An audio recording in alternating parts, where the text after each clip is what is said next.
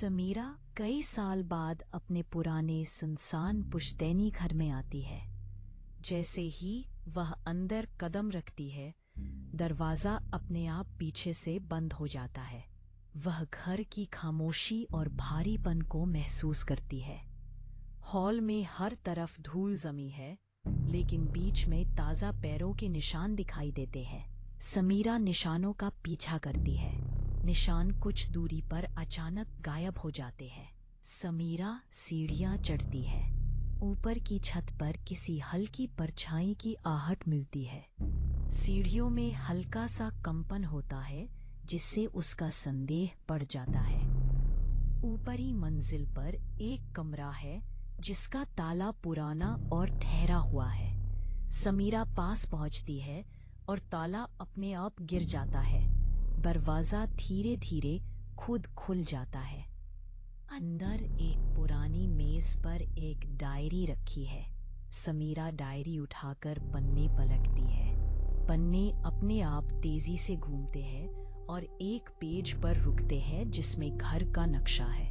नक्शे में एक दीवार के पीछे छुपे रास्ते का संकेत है। समीरा नक्शे में बताए स्थान की दीवार की जांच करती है। दीवार पीछे की ओर खिसकती है और एक अंधेरा संकरा रास्ता खुलता है। वह गहरी सांस लेकर अंदर उतरती है। समीरा एक ठंडे, शांत भूमिगत कमरे में पहुंचती है। बीच में एक टूटी हुई कुर्सी पड़ी है। कुर्सी के पीछे एक स्थिर खड़ा हुआ काला साया मौजूद है। समीरा धीरे धीरे उस साये के करीब जाती है। साया हिलता नहीं, पर उसका शरीर धीरे धीरे बदलने लगता है। कुछ ही क्षणों में साया ठीक समीरा जैसा रूप ले लेता है। साया रूप उसकी चाल, उसके हाव भाव और उसकी हर हरकत की नकल करने लगता है। कमरे का माहौल और अधिक भारी और डरावना हो जाता है। एक पल में साया अचानक समीरा की ओर बढ़ता है।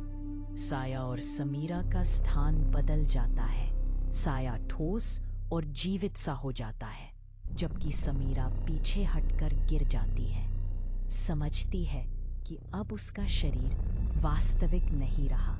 साया रूप सीढ़ियों की ओर बढ़ता है और घर के मुख्य दरवाजे तक जाता है। असली समीरा उसे रोकने की कोशिश करती है, लेकिन उसका हाथ साये से होकर गुजर जाता है। साया घर से बाहर निकल जाता है, दुनिया में एक नया जीवन लेने। असली समीरा भूमिगत कमरे में अकेली रह जाती है, अब सिर्फ एक परछाई बनकर। ऊपर का दरवाजा धीरे धीरे बंद हो जाता है। घर फिर से उतना ही शांत हो जाता है, जैसे कुछ हुआ ही ना हो।